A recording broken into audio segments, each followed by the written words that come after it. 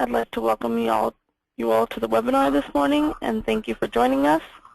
Today we have Jeff Broadwick, the Sales Director, presenting a Bitlomat webinar. If you have any questions, please input them in the question box, and Jeff will answer them at the conclusion of the webinar. At this time, I'm going to let Jeff take over, and I hope you all enjoy. Thanks, Crystal. I appreciate your efforts in getting this together, and Microcom's as well. And I'd like to introduce two other folks that are on the call: Gaetano Vitali, who's one of my lead engineers, and David Coleman, who's sort of our marketing guru. Gaetano will be available to take questions at the end. I'm sort of the spokesmodel on this one. You get in too deep into the engineering, and I get lost. So he's kind of my brains in this particular one. But anyway, let's go ahead and get started. Bitlomat, obviously a made-up name, but it's the easy low-cost alternative for fixed wireless. We've been around for a couple years. We've been marketing for about a year, and we've actually been selling for about the last 6 or 7 months. And we were formed initially to kind of go after the WISP market, and we've also pivoted and gone after some other markets, and we'll get into that in just a sec. One little quick story. We bill ourselves as the easy low-cost alternative, and one of the people that took us up on this, it was a case study. It's actually on our website in the chatter section. Jaime Solarza from Los Wireless Guys took down a sector from another competitive product that's similarly priced, replaced it with a Bitlomat 200, and moved his customers over and doubled his throughput and significantly decreased his noise, his latency. And the part down at the bottom there is the one I like, where the client called, and this was not solicited. They just called up and thanked him because they were able to watch their movies and still Skype with their son in Afghanistan. So that's kind of a real world application of how Bitlomat can help folks. Bitlomat. It's a noun. It's the Internet's ambassador, one who is tactful and skillful in managing powerful networks, handling data, and bringing every last bit of the Internet to new parts of the world. And our mission is to provide high-performing gear at a price point that can be afforded by people the world over. We are the easy, low-cost alternative. Obviously, the alternative is to other similarly priced products. We try to make it easy to install, easy to configure, easy to manage, and easy to purchase. And we'll go through those as we go through the presentation. Our CPE is it can also be used as an access point and also be used as a low-cost point-to-point link. 5 gigahertz, it's 89 MSRP, and the base station, which we'll get to, is 229 MSRP. Obviously, your prices may vary. Everybody that's handled the product says it has a superior fit and finish. We've integrated a metal backplate into the access point, so you don't need a third-party RF armor type product. We've tried to make it, like I said, easier to install, configure, and manage. We are seeing superior performance in rough RF environments, and we're getting about 2 times the actual packet throughput similarly priced products. And we'll get into the features as we move forward. The quote on the right is a gentleman who put us up in a pretty difficult environment, and really loved the product, and it worked out really well for him. Applications: pretty much anywhere you could use fixed wireless.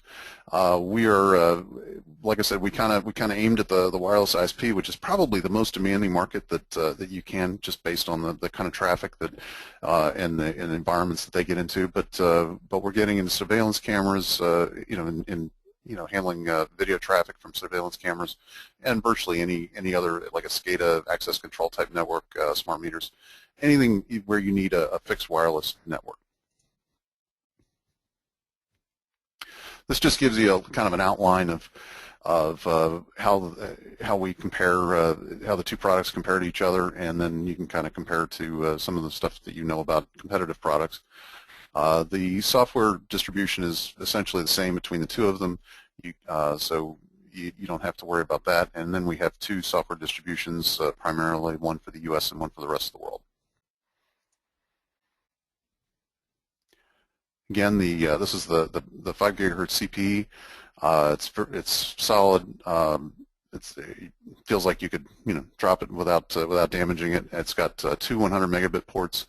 It's PoE driven, obviously, and we're actually working on a revision to the software that'll be out in the next full release, which will allow us to bond those two Ethernet ports together, and so you can get more than 100 meg in one direction. So most networks, you're not doing 100 to 100. You're doing something that's different. So in this case, you could do, say, 120 in one direction and maybe 60 in the other direction, something along those lines. The sector is a real solid product. The backplate is designed specifically for this sector. It's a lot more efficient, a lot more effective at blocking the front-to-back interference than a third-party product that's sort of a bolt-on. It's melded completely into, it's built completely into the product and designed for that particular antenna. We expect 30 to 50 CPEs is a very realistic per AP number. Obviously, it's going to depend on a whole lot of other factors. Installation is really easy. There's a couple of screws that lead you to the two Ethernet ports, and then it's a pretty simple install. It's an all-integrated product. It's the antenna, the radio, everything all in one enclosure. Ambassador is our easy-to-use web-based management software. I've actually recently had a little bit of experience with having to learn how to use it. I like to be the dumb sales guy where it works out, but I had to do a presentation at a show here recently, and I didn't have an engineer, so I had to actually sit down and figure out how to do the various things. And I can report to you that it's a lot easier than I thought it was going to be. So it works out really well. You can select one of these modes with either product, base station, CPE, home router, or point-to-point link, and it will walk you through a wizard which will help you, particularly somebody who's not particularly familiar with configuring radios or electronic devices. Really, there's very little to have to know in order to configure via the wizard. By the way, there is a live radio, I believe it's a point-to-point link that is on our website. You can go there and you can look at that. You can play around with it. You can't apply it. That's the only limitation. But you can walk through the various options and see exactly how easy it is to use. This is just a quick example. By the way, we don't use Flash or Java, so you can use these on mobile devices. You can slide the buttons with the screen, all that sort of thing. So it's very easy to use on a mobile device. There's a good set of tools for looking at throughput and looking at what's going on in the network. You can see what each CPE is doing to the AP, basically what it's drawing, resources it's drawing, that sort of thing. Another slide just shows the various ways you can configure the router. I'm sorry, the radio, and some of the different options. Passport. Never let a single bit travel without it. Obviously, we had a little fun with that. It's patent pending TDMA protocol. It eliminates a hidden node. You get about 20,000 packets per second. It can be turned off and then used in CSMA mode, which is the case of that case study that was in CSMA mode. So you can, if you just wanted to replace a sector and you wanted to leave your CPEs alone and change them out over time, you could certainly do that as long as the other manufacturers supported the Wi-Fi or the CSMA mode. Support for service level agreements. This is really cool, and it's something that our competitors really don't offer.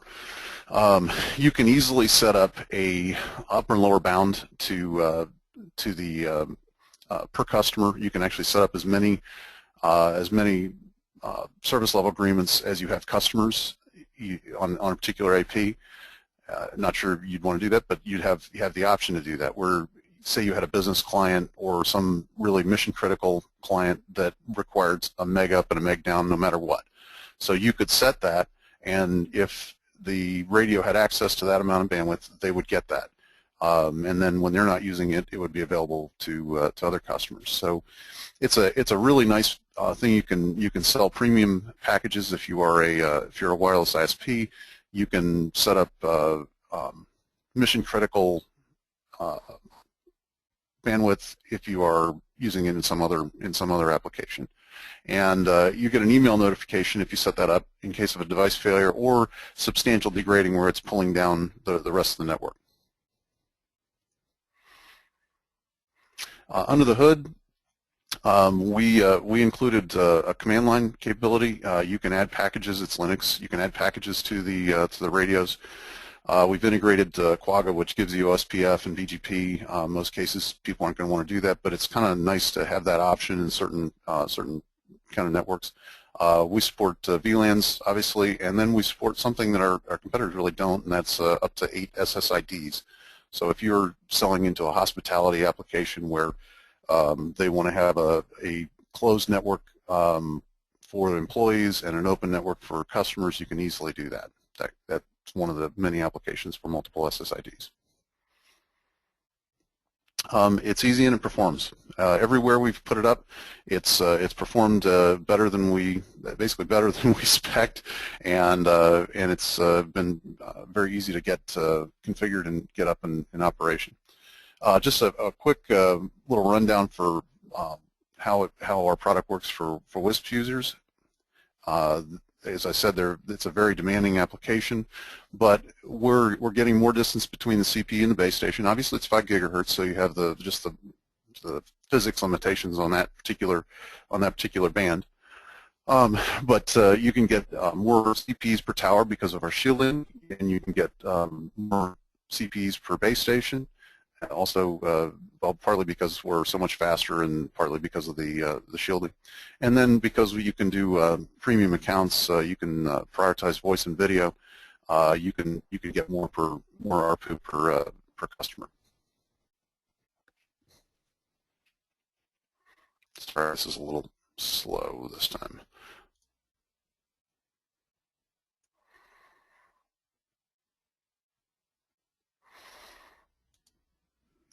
Not sure. Oh, there we go.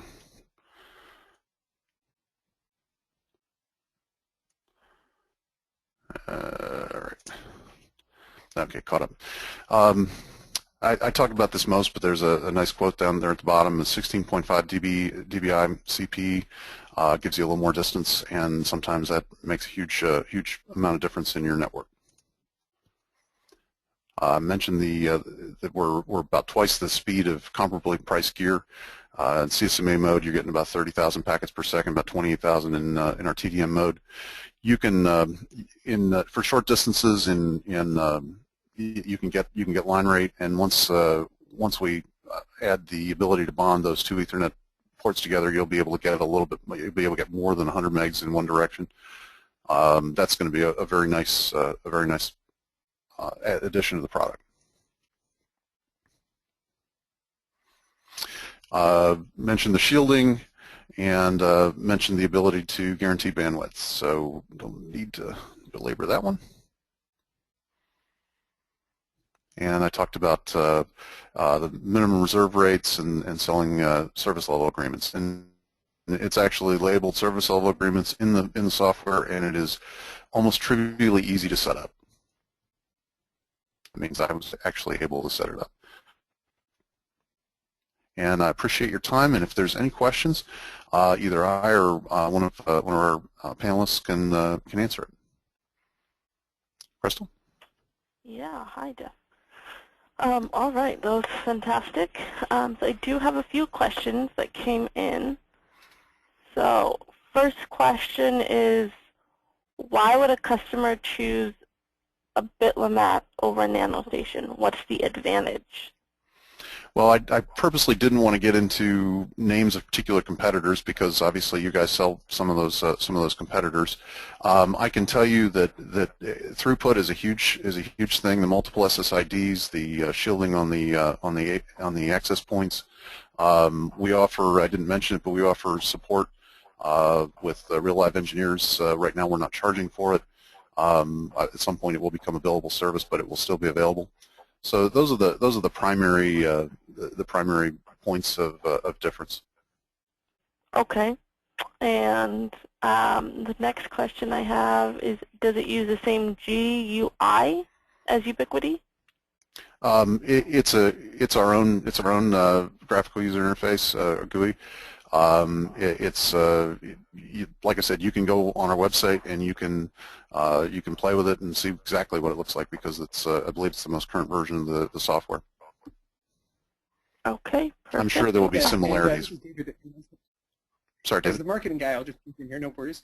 Yeah, we designed the experience really to be easy, not just for ease of use in physically installing the device, but also the GUI is one of the things that we think is probably one of the easiest GUIs out there. So we saw it before. It's called Ambassador. That's the one we had Jeff demonstrating at the conference a week or two ago. And to the earlier question about how we compete against the particular device, those answers Jeff was specific to that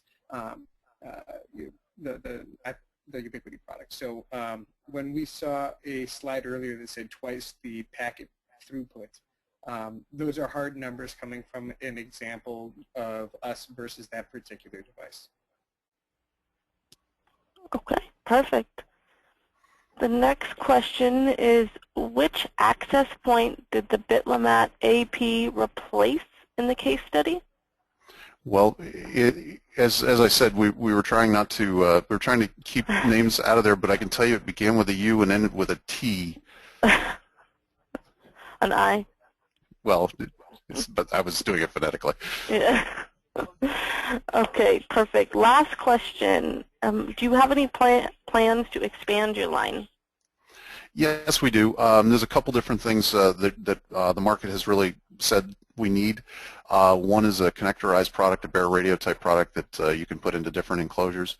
We are working towards that. One of the things that could slow that down is if the FCC decides to limit the size of dishes on the 5 gigahertz, the upper 5 gigahertz band.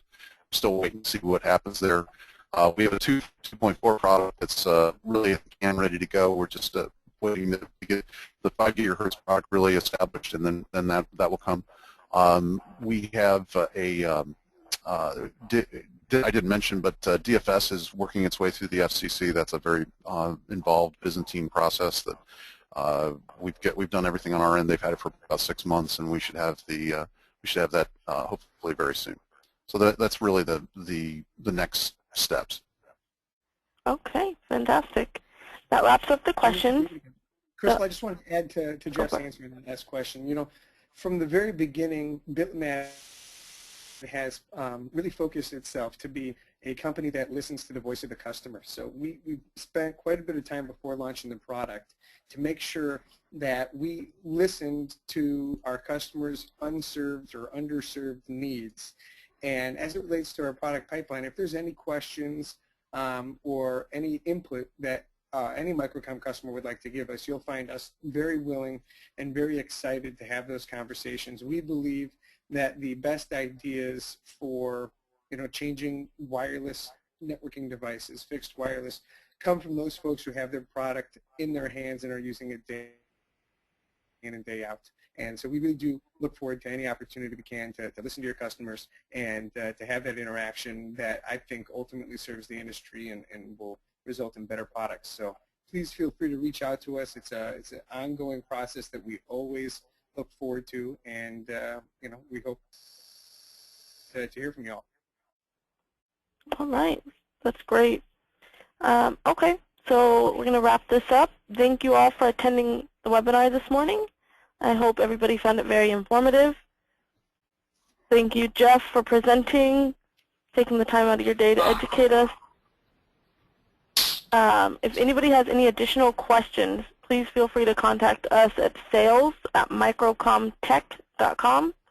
Or if you wish to view any of the products, you can visit us at www.microcom.us. This webinar will also be posted on Microcom Technology's YouTube channel for review at a later date. I hope everybody has a wonderful day. Thank you. Thanks, Crystal.